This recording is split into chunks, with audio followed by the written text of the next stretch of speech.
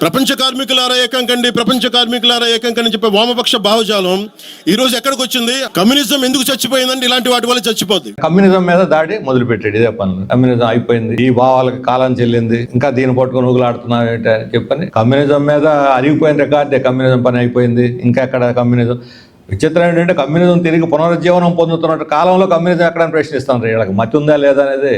ప్రపంచవ్యాప్తంగా కమ్యూనిజం పునరుజ్జీవనం చెందుతుంది, మళ్ళీ పురోగమిస్తున్నది, కొత్త శక్తులు వస్తున్నాయి, సోషలిస్ట్ భావాలు ప్రచారం జరుగుతున్నది. నేను సోషలిస్ట్ అని చెప్పుకునే వాళ్ళ సంఖ్య పెరుగుతున్నది.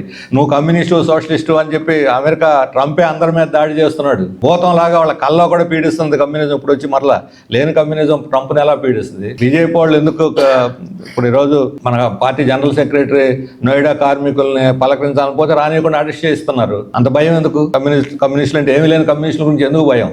ఏమీ లేని కమ్యూనిస్టుల గురించి ఎందుకు అసలు మాట్లాడుకోవడం, ప్రస్తావించుకోవడం ఎందుకు? ఆ భయం కమ్యూనిజం లేదు అని వాళ్ళ ప్రకటనలోనే కమ్యూనిజం గురించి భయం కనిపిస్తుంది. లేని దాని గురించి లేదు లేదని రోజు చెప్పాల్సిన అవసరం లేదు. చెబుతున్నారని అంటేనే ఉన్నదే అని అర్థం. వాళ్ళు భయపడుతున్నారని అర్థం.